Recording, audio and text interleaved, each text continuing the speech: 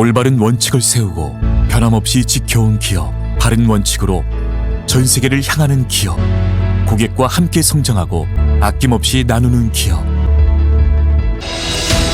원칙을 지키며 새로운 유통 문화를 만들어가는 기업, 세계인의 신뢰를 받으며 글로벌로 뻗어나가는 기업, 고객 감동을 넘어 고객의 성공을 꿈꾸는 기업, 영혼을 소중히 여기는 기업. 우리는 자랑스러운 애터미입니다. 안녕하세요. 방금 사회자로부터 소개받은 스타마스터 김정란입니다. 만나뵙게 되어서 반갑습니다. 이렇게 연락을 환영해 주셔서 너무 감사드리고요. 제가 늘 존경하는 서대영 총장님 산하에 와서 또 강의를 할 수 있도록 기회를 주신 거 정말 영광으로 생각합니다. 이 밤에도 지금 많은 분들이 모였는데 사실 제가 되게 궁금했어요. 제 파트너들도 서대영 총장님 산하는 뭔가 그 엑기스가 많은 것 같은, 노하우가 많은 것 같은, 뭔가 조용함에도 불구하고 뭔가 알차게 가는 것 같아서 사실 되게 궁금했는데 뭐 와서 볼 수 있는 건 없잖아요. 그래서 오늘 초대를 해주셨길래 아 잘됐다, 뭔가 좀 배워야 되겠다. 그래서 제가 빨리 들어오려고 했는데 오늘따라 이렇게 컴퓨터에서 자꾸 락이 걸려가지고 조금 늦어서 죄송합니다. 총장님과 또 우리 김영준 본부장님, 정우영 본부장님 뭐 너무 유명하시잖아요. 뭐 본사 초청 강사라 해도 뭐 김영준 본부장님은 어떻게 쫓아갑니까? 예, 그럼에도 불구하고 오늘 그 저의 이야기로 한번 해보려고 해요. 제가 뭐 노하우를 가르쳐 드릴 건 없고 똑같은 사업자의 마인드로 저도 애터미 사업자잖아요. 뭐 리더고 뭐고를 떠나서 지금 저도 열심히 쫓아가고 있는데 그냥 저희 지금까지의 애터미를 이야기하다 보면 공감 가는 이야기도 있을 수 있고 또 조금 다른 이야기도 있을 수 있거든요. 그런데 취할 건 취하시고 또 저거는 좀 아니다 싶으면 아니다 하시고 그래서 서로 이야기를 좀 시작해 보려고 합니다. 괜찮겠죠? 제가 이제 화면 공유 저가 호스트 해주시겠어요? 예, 제가 공유하면서 좀 할게요. 제가 여기에 저희 이야기 고난을 이겨내니까 진지가 됐다. 제가 뭐라고 나를 소개할까 하다가 이 이야기가 좋겠다. 여러분 진주가 어떻게 탄생되는지 아시나요?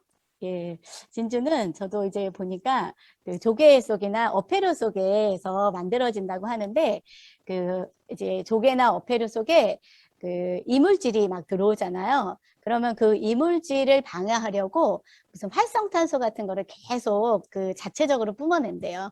근데 그것에 대한 결정체가 진주라는 거예요. 그래서 진주가 보석 중에서 이런 의미가 있구나. 저도 어찌 보면 애터미 속에서 여러 가지 어려움도 있고 고난도 있지만 그거를 잘 이겨내니까 이 사진을 제가 왜 가지고 왔냐면 그 본사 여기가 이제 오롯이거든요. 제가 얼마 전에 오토 판매사 그 본사 강의를 했는데 이곳에 제가 저 자리에 앉아 있는 것도 저는 되게 신기했어요. 제 입장에서는. 왜냐하면 누가 뭐 추천을 한 것도 아니고 그냥 내 사업 열심히 하다 보니까 본사에서 연락이 와서 예, 이렇게 또 강의를 할 수 있도록 해서 상징적인 의미예요. 오늘 이 얘기를 하려고 합니다. 출발해 보도록 할게요. 여기서부터 이제 나의 애터미 여정 여기를 한번 보면요. 뭐 굳이 볼 필요 있을까? 그런데 앞에서 정우영 본부장님께서 소개하신 것처럼 나의 애터미 여정을 조금 보면서 제가 이제 그 다음에 좀 얘기를 하려고 하거든요. 저는 마치 전철 그 노선도 같죠. 예, 뭐 마찬가지예요. 제가 임페리얼까지 내 목적지까지 가려면 정거장들이 있는데 그건 아니고요. 저는 2015년도 애터미를 출발했어요. 이때는 이제 뭐 애터미 정보 주고 받고 금방 시작한 것은 아니지만 제가 이때 첫 세미나를 갔어요. 그리고 1월 정도에 이제 첫 세미나를 가가지고 4월에 전업을 시작했거든요. 그러니까 1월, 2월, 3월 3개월 동안은 애터미 세미나도 다녀보고 제품도 써보고 이러면서 내가 하던 일이 보험 세일즈였으니까 보험 일도 하면서 3개월 동안 검토하고 준비해보고 그러니까 뭐 세미나 다녀보니까 계속 일로 빨려가잖아요. 그리고 뭐 부업으로 좀 하려다 보니까 고객님들은 내 시간에 안 맞춰주잖아요. 예, 그러니까 내가 답답해서 애터미는 점점 나에게 크게 오고 그래서 제가 4월에 이제 전업을 시작했어요. 그리고 그 해에 10월쯤 되니까 오토 판매사가 되더라고요. 그러니까 이 오토 판매사 핀을 받은 건 아니에요. 그런데 이때가 오토 시작이었던 것 같아요. 그리고 한 이 정도 한 6개월, 7개월 열심히 일을 하니까 내가 굳이 막 의도적으로 맞추거나 이러지 않아도 좌우에 250만 포인트가 생성이 되더라는 거죠. 그리고 저는 이때부터 내가 오토 판매사가 되니까 그때 저희 혼자 뭐를 했냐면 나는 이제 오토 팀장이 돼야 되겠다. 이 목표를 제가 스스로 세우고 나는 오토 팀장이 되기 전까지는 밤에 10시 이전에는 절대 집에 안 들어갈 거야. 뭐 저 혼자 그런 목표를 세우고 열심히 일했던 것 같아요. 여러분이 뒤에 제 일산센터 보이시잖아요.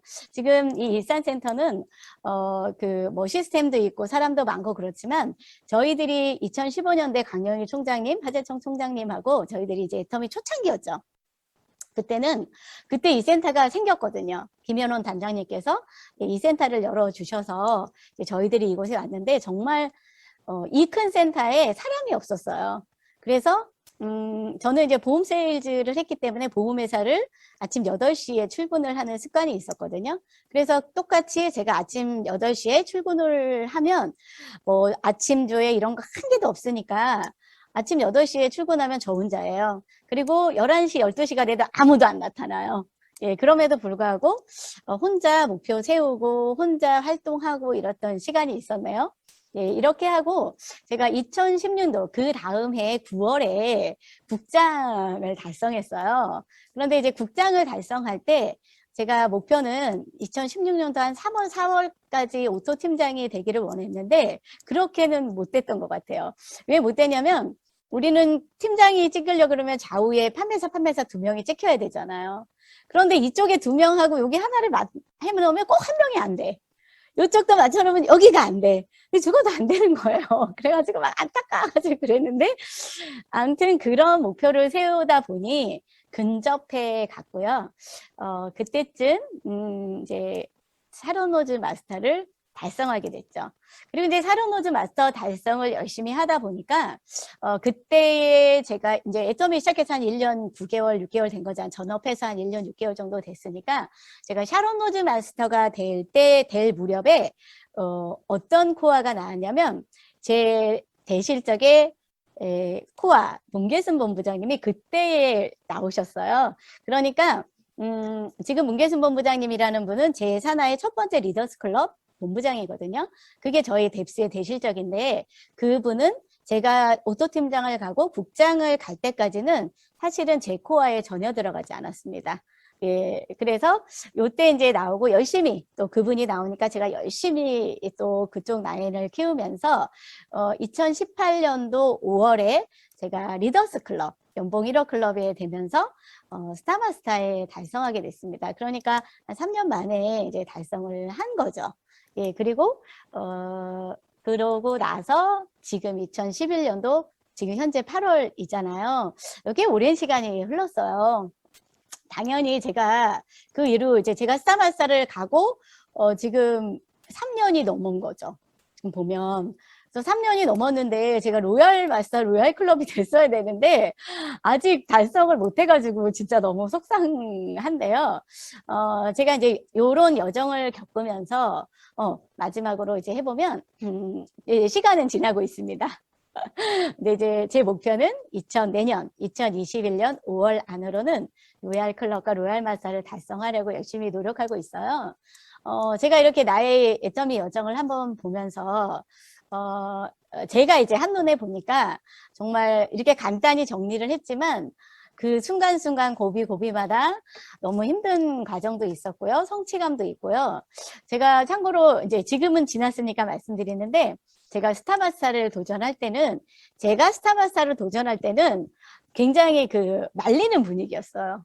막 가지 마라, 뭐 아직 조직도 안 됐는데 막 못 간다, 막 그래가지고 제가 막 본사 우리 최승건 부사장님한테 가서 면담하고 제가 제 조직 구도가 이런데 제가 스타마스터를 도전하면 혹시 전 애터미에 누가 되지 않나요? 뭐 이런 스토리도 있고 되게 재밌는 스토리 되게 많습니다. 근데 저는 지금까지 이렇게 왔고요. 아이고, 왜지? 죄송합니다. 네. 이제 본격적으로 제가 하고 싶은 이야기를 이제 하겠는데요. 이렇게 여정을 오면서, attitude is everything이라고 그랬잖아요. 나는 여기까지 어떻게 왔나를 얘기할 때, 태도가 전부다. 자세가 전부다. 이런 이야기를 하는데, 저는 이 말에 굉장히 공감을 합니다. 나는 지금까지 어떤 태도로 애터미를 대했을까? 나는 지금까지 어떻게 왔을까? 방법은 굉장히 여러 가지입니다. 뭐 빨리 갔다, 직급을 갔다, 소비자를 갔다, 막 그랬는데, 제일 중요한 건 이제 자세인 것 같은데요. 태도라 하면 무엇일까라고 생각해 보면, 마음가짐, 내 마음의 자세, 뭐 무엇인가를 임하는 태도 뭐 이런 것 같아요. 근데 제가 애터미를 바라보고 제가 받아들이는 애터미, 제가 이런 자세로 애터미를 했다고 이제 이야기를 하고 싶은데 저는 한 5가지로 정리를 해봤어요. 그 중에 이제 첫 번째가 애터미를 해야 되는 이유가 정확히 있었어요. 근데 보통의 이제 애터미를 하시는 분들이 우리 성공의 8단계 보면 1번이 이 꼭 목표잖아요. 그런데 의외로 애터미를 해야 하는 정확한 이유를 발견하지 못하신 채로 그냥 막연한 애터미 비전. 아, 될 것 같아. 하면 괜찮겠지. 성공하면 될 것 같은 이런 막연한 희망사항이나 비전으로 애터미를 하는 분들이 상당히 많이 있습니다. 그런데 저는 애터미를 해야 되는 정확한 이유가 있었고요. 매일매일 애터미를 해야 되는 정확한 이유를 발견해내려고 상당히 많이 노력하면서 매일을 지냈던 것 같아요. 왜냐하면 이런 이유가 없을 때, 이런 이유가 흐릴 때 제가 나약해지고 굉장히 힘들어지는 것도 많더라고요. 저는 애터미를 해야 하는 정확한 이유 중에 뭐 많은 것이 있지만 1번은 되게 단순해요. 그냥 제 노후 준비가 안 됐기 때문에. 그리고 매일 돈이 쪼들렸어요. 돈이 쪼들리다 보니까 뭐 사람 노릇을 잘 못하고 사는 거죠. 일단 나라는 사람이 살고 싶은 김정란이라고 하는 사람이 멋지게 살고 싶은데 그것도 안 되고요. 제가 이제 엄마 딸이잖아요. 딸 노릇도 잘 안 돼요. 또 제가 딸의 엄마잖아요. 엄마 노릇도 잘 안 돼요. 친구 노릇도 잘 안 돼요. 내가 원하는 만큼이 안 되는 거죠. 그래서 저는 내가 나답게 살고 싶다. 딸 노릇 하고 싶다. 이런 이유로 해야 되는 이유가 있었고, 그 다음에 두 번째는, 애터미의 본질을 이해하려고 늘 노력했습니다. 이 이야기는 뭐냐면, 애터미라는 마케팅이 유통이지만, 다단계 마케팅으로 지금 유통을 하고 있잖아요. 그런데 많은 사람들이 이런 다단계 마케팅의 본질을 잘 이해하지 못한 채 자기가 대충 아는 형식으로 애터미를 하려고 하시는 분들이 되게 많아요. 그래서 제가 우리 파트너들한테도 예를 뭐라고 드냐면 태권도와 유도가 되게 비슷해 보이죠. 예, 태권도에서 금메달을 딴 사람이 운동신경이 있는 건 맞아요. 그런데 그 사람이 태권도에서 금메달을 땄다고 해서 종목을 유도로 바꾸는 거예요. 그런데 그분이 태권도의 기술을 자꾸 내가 금메달 땄다고 유도에서 그 기술을 계속 쓰려고 그러면 안 된다는 거죠. 그러니까 내가 지금 어떤 마케팅을 선택했고 무엇을 하고 있는지 잘 이해하려고 하지 않고 본질을 이해하지 않는 채 그냥 내가 그냥 갖고 있는 개념? 그냥 대충 그럴 것이다 라고 하는 그걸로 굉장히 애터미를 많이 하기 때문에 열심히 하는데 안 된다고 하는 분들이 되게 많은 것 같습니다. 그런데 저는 애터미 본질뿐만이 아니라 어떤 일을 하거나 누구와 대화를 하거나 어떤 사물을 대하거나 어떤 상황에 처할 때도 본질을 이해하려고 상당히 많이 노력했습니다. 이 문제의 본질은 뭘까? 원인은 뭘까? 근본은 무엇일까? 단순한 현상이 아니라 그 뒤에의 의도가 뭘까? 파트너나 스폰서랑 누구랑 대화를 할 때도 그분이 왜 그렇게 말했나? 그냥 기분 나빠 이게 아니라 왜 그렇게 했을까를 계속 본질을 노력하라고 노력했던 것이 저에게는 상당히 유리했던 것 같아요. 그래서 이런 훈련은 저는 어려서부터 되게 많이 했거든요. 저희 파트너 사장님들께서 이제 저에게 그런 칭찬 칭찬을 해요. 뭐라고 말하냐면, 저는 본부장님에게 가장 부러운 게 뭐라고 말하냐면, 통찰력이 엄청 좋대요. 통찰력. 그게 뭐 말하면 육감이라고 촉이거든요. 그런데 그 통찰력이 좋은, 그러니까 어떤 사물을 볼 때 그 사물을 그냥 한순간에 알아보는 거예요. 그리고 어떤 상황을 볼 때 한순간에 그 상황이 파악이 되는 거죠. 그런데 이제 그거는, 제가 보니까 저는 어려서부터 뭐를 했냐면요. 제가 굉장히 크리스찬이었거든요. 일기를 매일 썼어요. 일기. 첫 번째는 일기를 매일 쓰고, 이게 뭐 종교 이야기하면 좀 그렇지만, 저는 매일 아침 성경을 읽고, 큐티라는 거라거든요. 성경책을 읽고 그 성경책에 하나님의 말씀에서 오늘 나에게 주시려고 하는 메시지가 무엇인지를 보려고들 발견하라고 매일 아침마다 훈련했고요. 그리고 나서 내가 오늘 어떻게 살아야 되는지를 매일 정리하고 저녁에 들어오면 나를 돌아보고 이런 것이 저에게 되게 훈련이 되어 있어요. 그러다 보니까 그 통찰력, 사물을 꿰뚫어 보는 능력이 조금은 남달랐던 것 같습니다. 그런데 그 원리를 애터미에서도 저는 상당히 많이 적용을 했고요. 그리고 나서 세 번째는, 그리고 본질을 이해하려고 제가 본질을 이해했어요. 그리고 모든 것을 내가 해야 한다고 받아들였습니다. 이 이야기는 뭐냐면 남에게 의존하지 않았어요. 스폰서 파트너에게 의존하지 않았어요. 그래서 이 얘기를 조금 다르게 말하면 나는 처음부터 완벽한 스폰서가 되려고 굉장히 많이 노력했던 것 같습니다. 예, 이 이야기는 되게 사람들이 착각을 하는 경우도 있죠. 내가 스폰서가 돼야지라고 하면 내 맘대로 하려고 하는 분들도 계세요.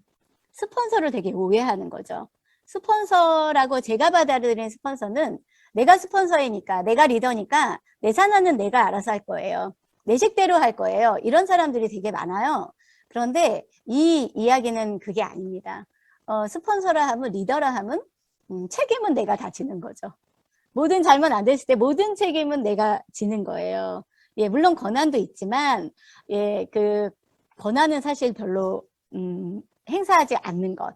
그냥 어려울 때 모든 책임, 어려움은 내가 다 감당하고, 예, 이런 것들을 저는 이제 받아들인 거예요. 그래서 처음부터 뭐 의존하지 않았어요. 스폰서가 이거 해주겠지. 그리고 또 저희 상황이요. 스폰서가 뭘 해주는 상황이 아니었어요. 왜 그러냐면 저 스폰서님은 사실 위로 이렇게 올라가면은 강영일 하재청 총장님이 저에게 애터미 정보를 주신 분이고, 그 위에는 백성욱 총장님이시고, 그 위에는 서재영 박대숙 총장님이시고, 그 위에는 한상현 총장님이에요. 별로 안 계시죠. 그런데 지역상으로 그 백성욱 총장님과 서재영 총장님과 이렇게 지역이 굉장히 멉니다. 그렇기 때문에 저는 어쩔 수 없이 그냥 강영일 총장님, 하재청 총장님하고 매일 일산센터에서 해야 되는데 너무 바쁜 거예요, 우리 총장님은. 저를 제가 뭐 제 한나이라고 해서 의지할 수도 없어요. 그리고 우리 리더는 저는 이제 네트를 한번 했거든요. 네트워크 마케팅에서 제가 그 리더의 자세가 뭔지를 제가 이미 안 거죠. 자, 네트워크 마케팅에서 성공을 빨리 하는 사람들은요, 내 조직도를 읽는 것도 좋지만 스폰서의 조직구도를 빨리 읽어야 된다는 거예요. 그랬을 때 제가 우리 스폰서님의 조직구도를 빨리 읽어보니까 저도 못하는데 우리 스폰서님의 소실적이 있더라고요. 그래서 그런데 우리 스폰서님들의 소실적은 네트워크 마케팅을 뭐 하기는 했는데 그 제대로 네트워크로 잘 못하는 거예요. 그러니까 그냥 아유 하나라도 아는 내가 우리 스폰서님 신경 안 쓰게 해야지 라는 이런 것이 있기 때문에 모든 거를 제가 그냥 다 받아들였어요. 물론 되게 힘든 게 많았습니다. 그렇지만 지금 돌아보면 그때 내가 모든 것을 내가 해야 된다고 받아들이고 모든 걸 받아들였기 때문에 온전히 나의 실력이 쌓였던 것 같아요. 그래서 지금은 제가 무엇도 두렵지 않아요. 예, 그랬고요. 또 네 번째는 무엇이든 받아들이려고 노력했습니다. 이 얘기가 뭘까? 아까 세 번째와 네 번째는 뭐가 다를까? 굉장히 달라요. 네 번째는 뭐냐면, 세 번째에서는 고난과 역경과 내가 해야 되는 모든 책임감, 뭐 뭐든가 내가 짊어지려고 노력했고, 네 번째는 완벽한 파트너가 되려고 많이 노력했습니다. 이 얘기는 뭐냐면 성공을 하는 데에 해야만 한다고 하면 전 무엇이든지 따라하고 무엇이든지 받아들였던 것 같아요. 그 중에 하나가 성공을 하려면 강의를 잘해야 돼요. 그래요? 강의를 뭐 노력한 거죠. 강의해야 돼요. 그러면 아우 싫어요. 못해요. 안 하고요. 성공을 하려면 강의를 잘하는 게 훨씬 유리해야 돼요. 그러면 받아들이고 못하지만 받아들였어요.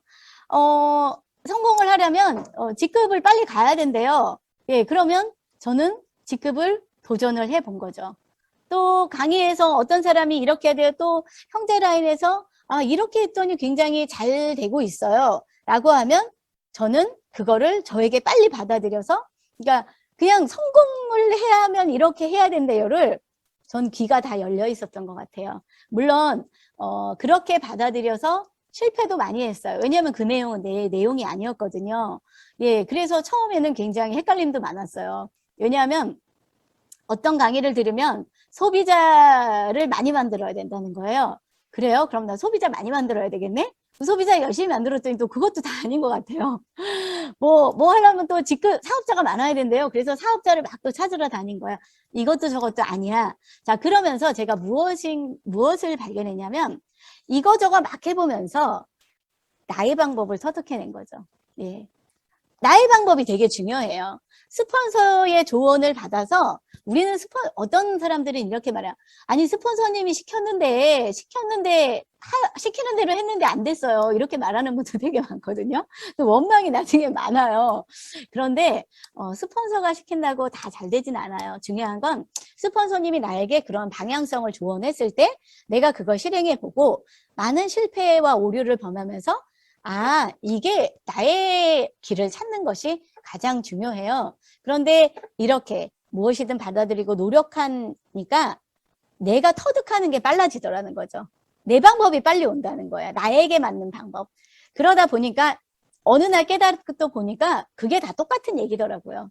소비자를 만들어서 가야 되는 게 빨라요. 사업자를 만드는 게 빨라요. 직급은 뭐 늦게 가야 돼요. 이게 다 똑같은 얘기였는데 제가 내 방법을 잘 몰랐을 때는 조각조각만 드는 거죠. 그런데 애터미의 성공에는 제가 나중에 깨달은 거예요. 아, 다 똑같은 얘기구나. 이런 걸 깨달았거든요.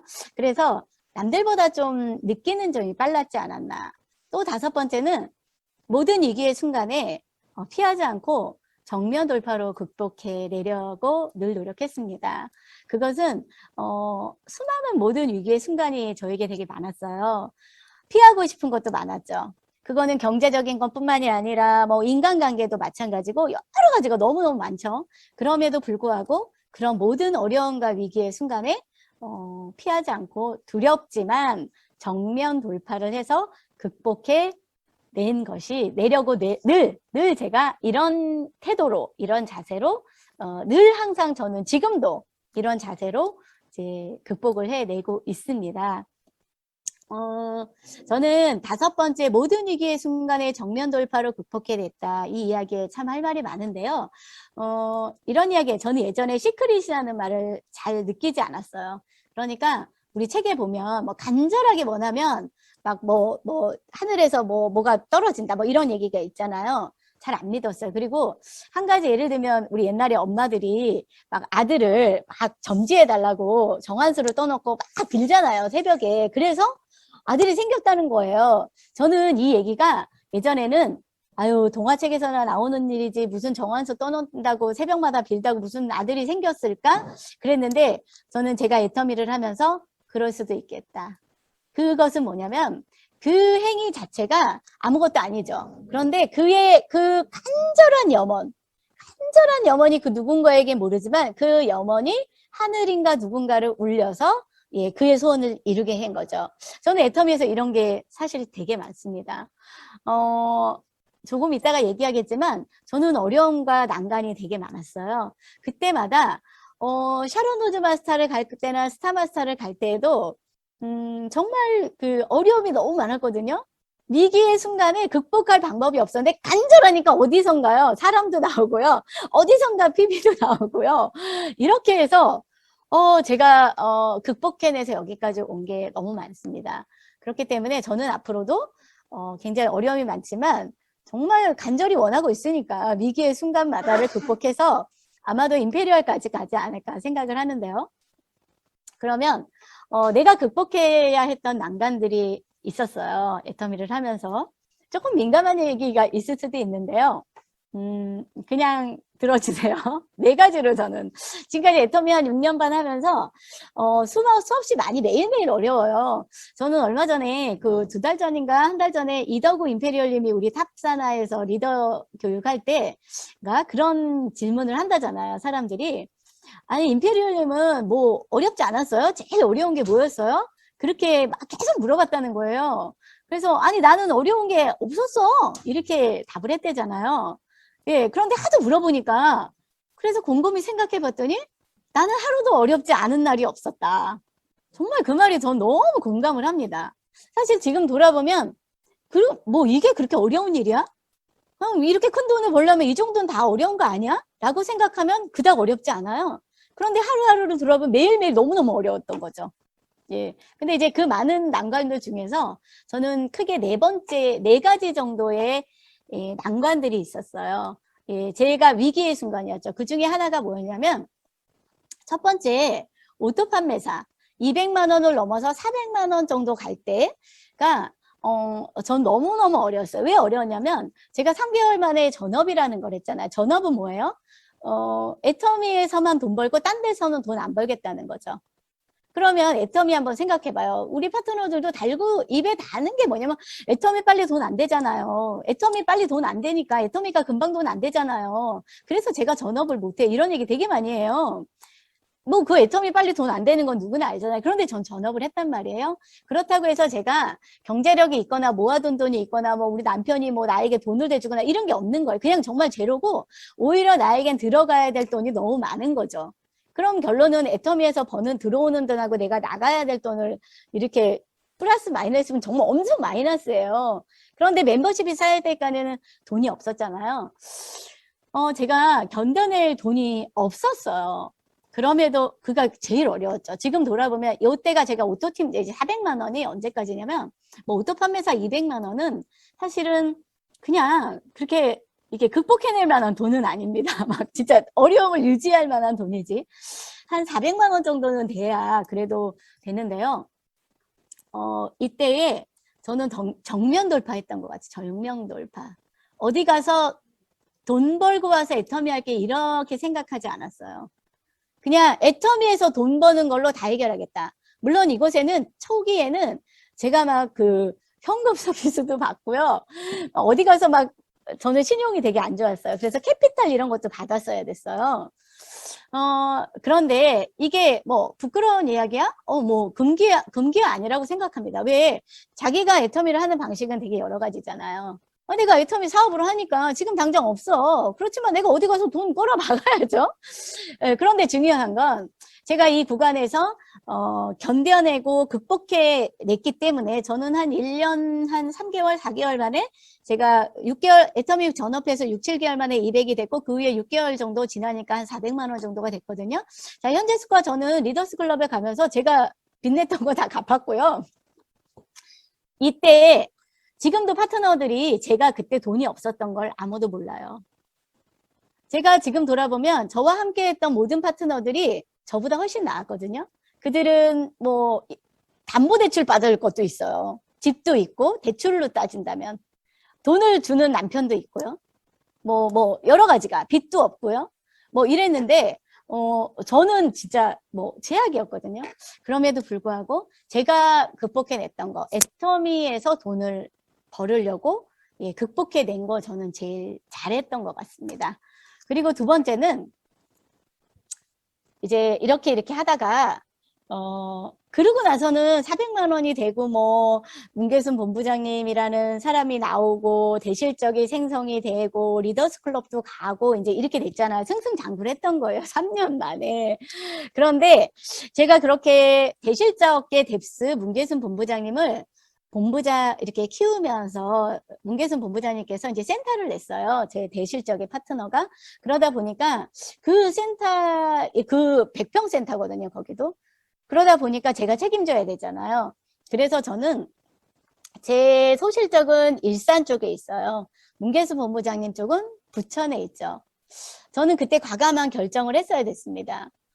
내 뎁스를 키워야 되겠다. 제가 배운 건 네트워크 마케팅에서 대실적이 완벽하게 뎁스가 되는 건 50% 성공이 아니라 80%, 90% 성공이라는 이론을 갖고 있었기 때문에 저는 일단 대실적 여기를 키우자 하고 제가 1년 동안 완벽하게 집중해서 단 하루도 소실적을 하러 간 적이 없는 거예요, 제가.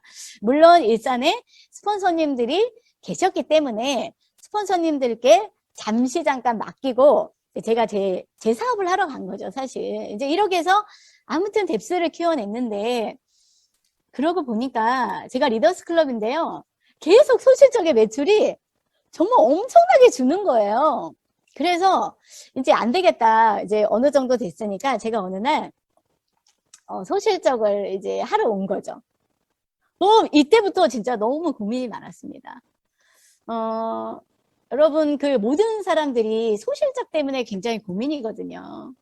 대실적은 스폰서랑 함께 가기 때문에 웬만큼 대실적은 오래 견디다 보면 위에 있는 스폰서건 뭐건 하여간 형성이 되는데요.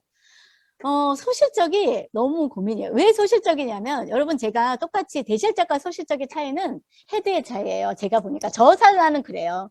제가 똑같이 10이라는 에너지를 왁 얘기했어요. 10을 줬어.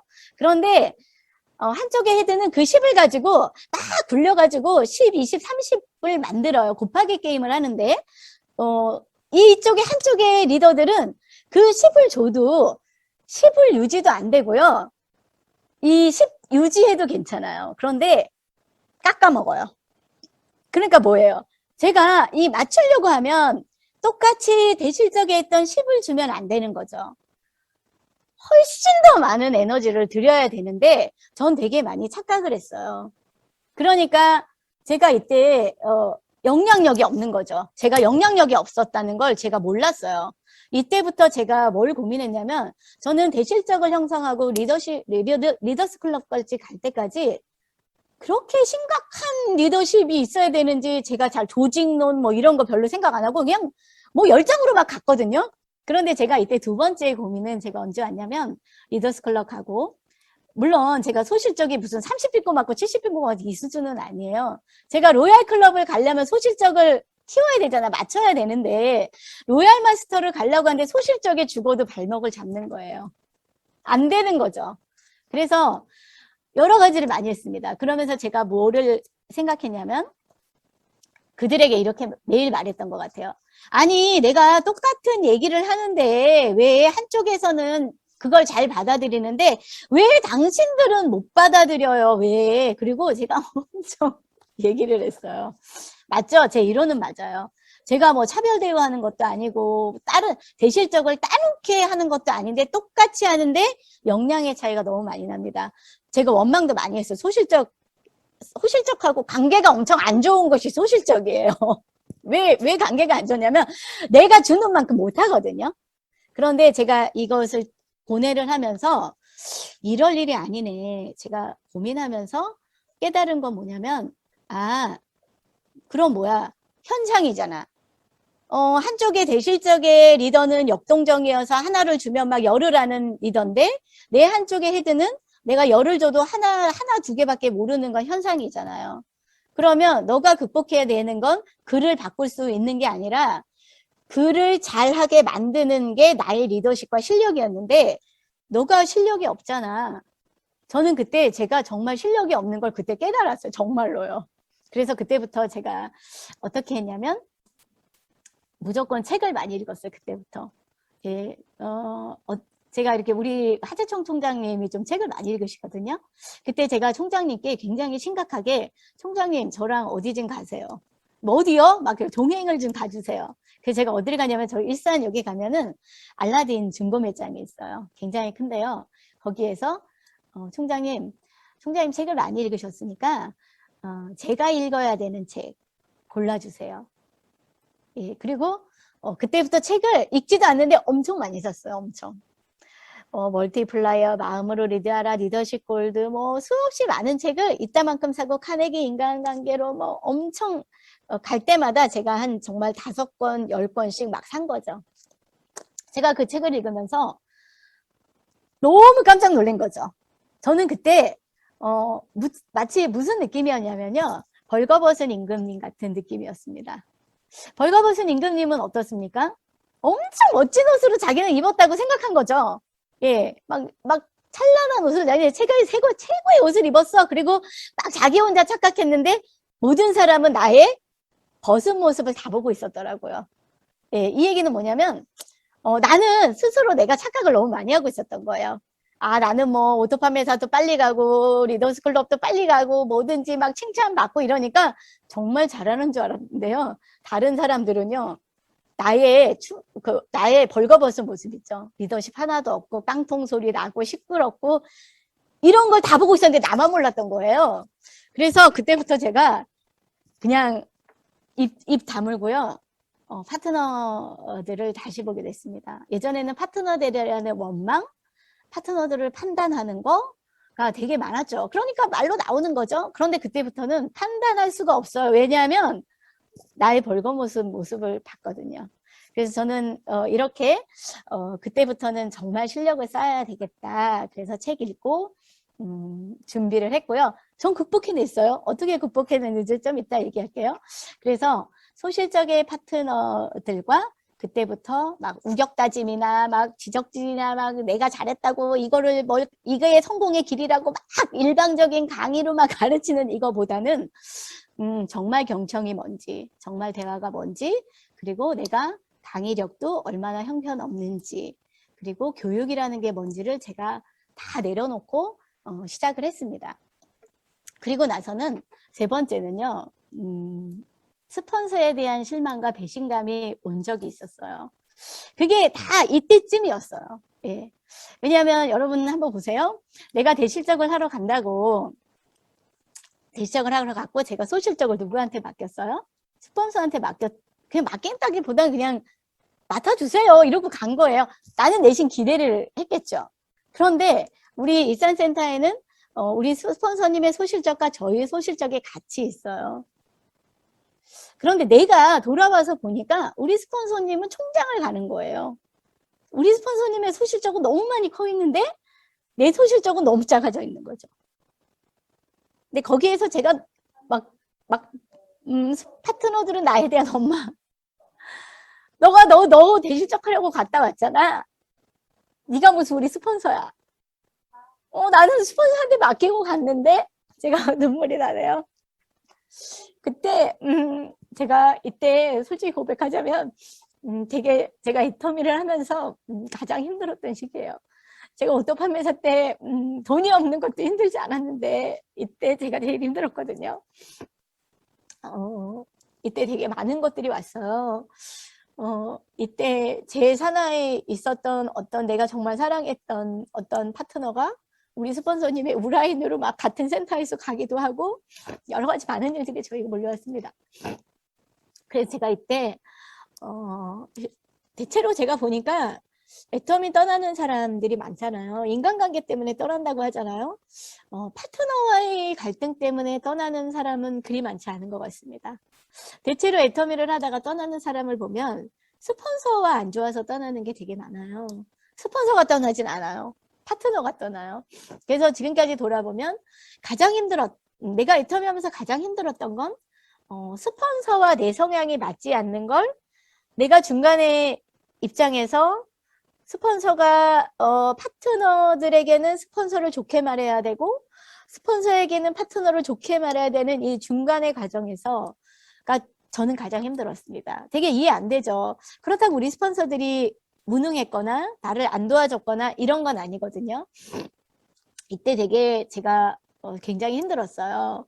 그런데 이 힘든 과정을 제가 막 고민을 하면서 나는 가긴 가야 되겠는데 너무 이게 막 가장 저에게 타격이었거든요. 그런데 제가 이때 뭐라 그래야 되나 정말 사업가가 됐습니다. 이때. 예. 내가 왜 스폰서에 대한 실망과 배신감을 느꼈을까를 저를 그때 또 본질을 이해하려고 제가 또 나를 헤집어 본 거죠. 내 마음을 계속 나에게 계속 자문자답을 해본 거예요. 왜 너가 실망감과 배신감이 왜 들었어? 뭐 그래 이유가 많아. 그렇게 하면 뭐 스폰서가 이렇게 했고 이렇게 했고 이렇게 했고 이유가 그거 말고 제 마음에서 그거 말고 그래서 계속 찾아갔더니 끝까지 내 마음을 추적해 봤더니 그 끝에 마음에는 뭐가 있었냐면 사업가의 마인드가 아니었어요. 제가 스폰서도 철저히 사업가로 당신의 사업을 하고 있었던데 나는 어찌 보면 끝에 내가 누군가를 의지하지 않는다고 했지만 스폰서를 의지하는 그 어떤 마음이 나에게 있더라고요. 자, 스폰서를 의지하는 마음은 틀린 것은 아닙니다. 그러나 사업가 대 사업가. 그러니까 제가 보니까 애터미 초기에는 그냥 스폰서 파트너로 가요. 그런데 이제 본부장, 뭐 총장 정도가 되면 스폰서 파트너를 떠나서 정말 협업자, 동업자, 정말 사업가 대 사업가로 가야 되는데 내가 아직 어린애였구나. 내가 너무 순진했구나. 제가 이런 거를 깨달았습니다. 그때부터 정말로 제가 독립적인 사업자가 되면서 스폰서를 대하는 태도와 것도 완벽하게 달라졌어요. 그거는 우산을 치거나 오케이 알았어 이제 더 내 맘대로 할 거야가 아니라 정말 내가 더 스폰서까지 경영해야 되는구나.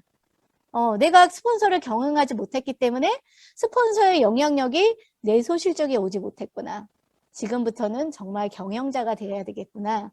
그렇기 때문에 스폰서가 더 존중하고 스폰서님의 힘이 더 필요하고 내가 왜 스폰서님을 더 세워야 되는지를 그때 되게 더 한층 성숙할 수 있었습니다. 네 번째는요. 진짜 코로나 팬데믹이죠. 누구에게나 다 온 거죠. 예, 제가 이런 거를 이겨내고 이제 스폰서님과 진짜로 내 소실적 파트너들과 함께 가야 되겠다라고 야심차게 준비했는데 작년 초에 코로나 팬데믹이 왔잖아요. 이 코로나가 오면서 또 한 번의 위기를 맞이하게 되죠. 왜냐하면 그동안 회사가 세미나가 해줬던 게 너무 많은데 저는 이때 너무 고민이 많았습니다. 센터는 못하게 하죠. 뭐 줌으로 하긴 했는데 그러니까 여기 서재영 총장님이나 김영준 본부장님 쪽은 제가 보니까 젊은 리더님들도 많고요. 또 우리 서재영 총장 리더의 색깔이 되게 중요해요.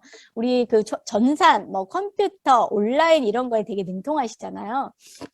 그런데 저는 이 컴퓨터와 담싸운 사람이거든요.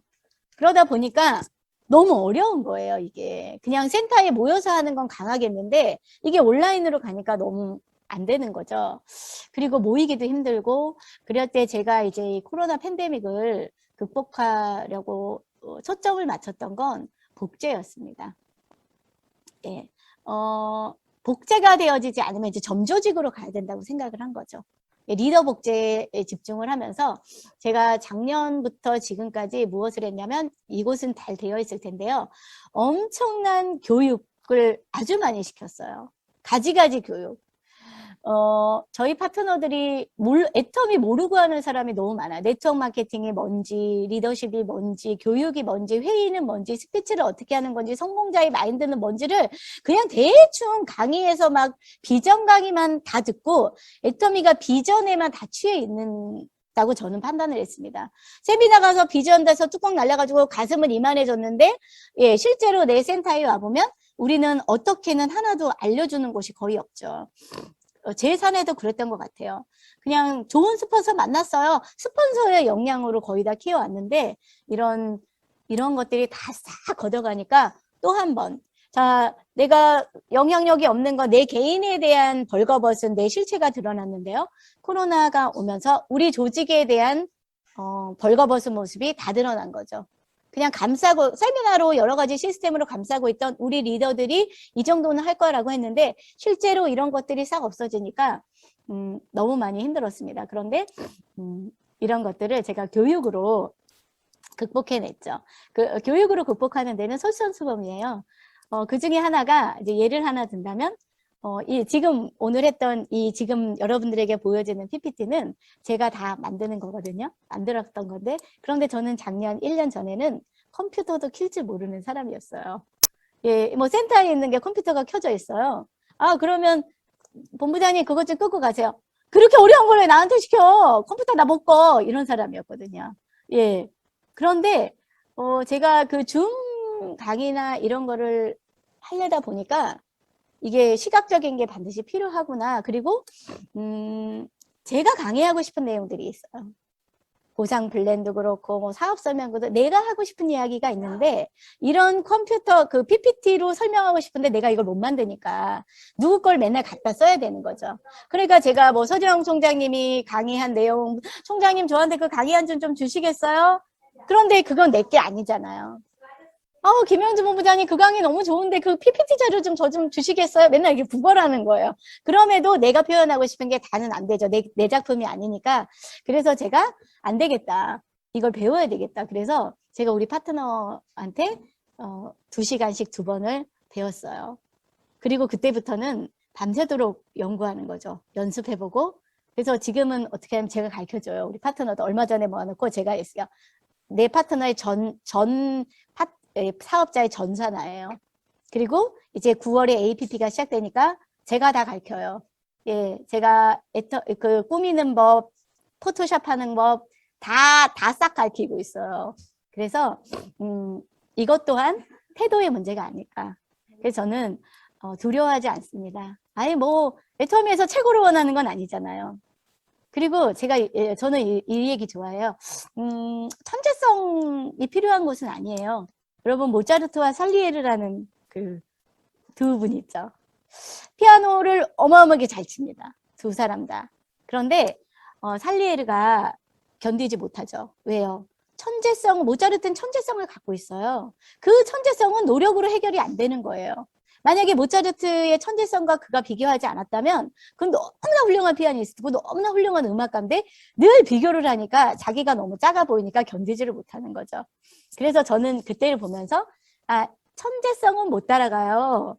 제가 운동신경이 그렇게 발달되지 않았는데 뭐 노력해서 얼마나 올라가겠어. 그러나 인간이 도달할 수 있는 것은 샬르에르 정도까지는 다 도달할 수 있다. 자, 그럼 애터미에서 무엇을 원하냐? 천재성을 요구하지는 않습니다. 인간이 노력해서 어느 정도 도달할 수 있는 이거면 애터미는 대치굿이에요. 그 정도면 다 되는 거. 그 정도도 훌륭해요. 그럼 내가 뭘 노력을 못 하겠어요. 그죠? 그래서 제가 우리 파트너들에게도 노력해라. 우리 천재성 원하는 게 아니다. 최고를 원하는 게 아니라 최선을 원하고 그런 최선의 한 명 한 명이 모이면 집단의 힘이 세지니까 노력하자. 이 솔선수범과 교육으로 극복해내고 있습니다. 마지막으로 이제 마무리할게요. 앞으로 내가 추구하고 있는 방향성이에요. 자, 물론 제가 뭐 로얄 마사도 가야 되고 크라운 마사도 가야 되고 임페리얼도 가야 되겠죠. 그럼 돈이 벌리겠죠. 우리 그렇잖아요. 애터미도 돈을 막 쫓아가면 사실은 돈이 잘 안 벌려요. 그런데 요런 것들이 되면 돈이 들어오잖아요. 그릇이 되면, 돈을 받을 그릇이 되면 돈이 떨어진다고 얘기하는 것처럼 저도 그런 생각과 동일한데요. 자, 제가 1단계는 파트너로 시작하죠. 뭐 누구나가 다 파트너로 시작하잖아요. 이 단계에서는 그냥 실무를 배우고 애터미를 익히죠. 그리고 나서 다이아몬드 마스터가 되면 이때부터 리더가 되는 거죠. 예, 1단계 리더, 또 2단계 리더, 3단계 리더. 요 이야기는 그 유명한 그 학자들이 리더를 이렇게 1단계, 2단계, 3단계로 나누었습니다. 파트너 이야기는 안 할게요. 여러분 1단계 리더는 직위의 리더래요. 이 얘기는 뭐냐면 우리 애터미식으로 말하면 뭐 어쩌겠어 국장님인데 국장님이니까 우리 국장님이니까 뭐 어쩌겠어 그냥 직위로 리더십을 하는 거죠. 제가 되게 낮은 수준에는 내가 국장이니까 따라오세요. 본부장이니까 이러는데 안 따라와. 이 직위의 리더에서는 그냥 조직에 의해서는 따라가지만 진짜로는 따르지 않는다는 거예요. 그런데 이게 좀 올라가면 2단계 리더, 실력의 리더십이 있대요. 실력의 리더십. 이건 뭐냐면 그래 본부장인데 실력도 있네? 이런 거죠. 그래서 저도 이런 거 많이 했던 것 같아요. 그래요? 저는 후원 안 할게요. 알아서 하세요. 네, 사장님, 저는 거기 후원 못 할게요. 그러면 파트너들은 어때요? 저기 김정란 지결 본부장인 거 승질도 들어오는데, 그래도 저기 김정란이 후원하면은 그래도 좀 라인 잘 나가니까 드럽고 치사해도 따르자! 이게 이제 실력의 리더인 거죠. 이런 것도 되게 많아요. 저도 돌아보면 이런 걸로 제가 하려고 했던 것도 많이 있는 것 같아요. 근데 이제 실력이 있으면 사실 사람들이 많이 따라오죠. 저는 여기까지는 그래도 조금 도달했다고 생각하거든요. 그런데 제가 추구하고 있는 것, 세 번째 단계는 존경의 리더십이랍니다. 물론 이 존경의 리더십은 직위나 실력을 뛰어넘어서 정말 내가 저 사람하고 가면 함께하고 싶어. 정말 존경해. 성공을 하더라도 저 리더랑 하고 싶다. 난 정말 저 사람과 같이 가고 싶다. 정말 존경스럽다. 이런 리더십을 발휘하는 게 최고의 리더십이랍니다. 저는 이제는 제가 애터미에서 그렇게 엄청난 성공자도 아니고요. 지금은 제가 돈 때문에 막 생활비가 없어서 걱정하는 그런 수준은 아니에요. 예. 그런데 지금은 이렇게 저는 이런 리더로 성장해 왔고요. 또 제가 바라는 바는 이제는 본부장이니까 뭐 실력 있으니까 아니라 정말 존경한다. 본부장님 정말 존경해요. 끝까지 함께 가요. 이런 리더로 제가 이제 가고 싶습니다. 그래서 지금도 굉장히 노력하고 있거든요. 이제 제가 오늘 할 얘기는 다 했거든요. 여러분들 오늘 저희 이야기를 들으시면서 공감이 가는 것도 있고 아닐 수도 있어요. 제 이야기 했는데요. 저는 애터미에게 굉장히 감사합니다. 첫 번째로는 제가 굉장히 경제적으로 힘들었을 때, 도구가 찾지 못했을 때, 딱히 부족한 수가 없었을 때 애터미라는 도구가 저에게 와서 제가 경제적인 문제를 탈피하고 부자로 갈 수 있는 대열에 줄을 서게 해주신 애터미에 굉장히 감사하고요. 또 더 나아가서는 사람 노릇하고 싶다 그랬잖아요. 근데 제가 그 전에 사람 노릇은 돈 쓰고 싶은, 그냥 누가 뭐 달라 그랬을 때 척척 돈 주고, 우리 부모가 뭐 어디 아팠을 때 우리 형제들 다 어려우니까 내가 병원비 다 대고 막 이런 사람의 노릇을 제가 원했거든요. 그런데 지금은 그 차원을 넘어서 정말 내가 한 사람의 김정란이라는 사람이 한 사람의 사업가로 멋진 리더로 성장할 수 있는 기회를 준 애터미에 되게 감사합니다. 그것은 제가 예전에도 그 성경책을 좀 많이 읽었어요. 그리고 이론으로도 많이 알죠. 그리고 제 산하에서도 어디서 단을 수행하고 왔다 뭐 이런 분들이 있는데요. 그 이론하고 실제로 사람과 사람의 관계십에서 부딪히고 느끼고 내 몸에 깨닫는 그 실전은 되게 다르거든요. 그런데 이 애터미는 뭐예요? 그냥 완전히 실전이죠. 너무너무 다양한 사람이 오잖아요. 예측 불허죠. 뭐 기준이 너무 낮잖아요. 그냥 뭐 만 20세 되면 남녀노소 학력 뭐 성격 이런 거 하나도 안 가리고 누구든지 그냥 다 수준이 장벽이 들어오는 진입의 장벽이 너무 없기 때문에 너무나 스탑백클합니다. 그래서 이런 곳에서 아주 짧은 시간에 고난이 있었지만 힘듦이 있었지만 그 힘듦을 견뎌내서 제가 진주가 됐다고 생각합니다. 저는 진주를 넘어서 빛나는 다이아몬드가 되고 싶고요. 임페리얼이 되고 싶습니다. 저희 그 부족한 강의 들어주셔서 감사하고요. 오늘 저희 강의를 이상으로 마치겠습니다. 감사합니다. 들어주셔서.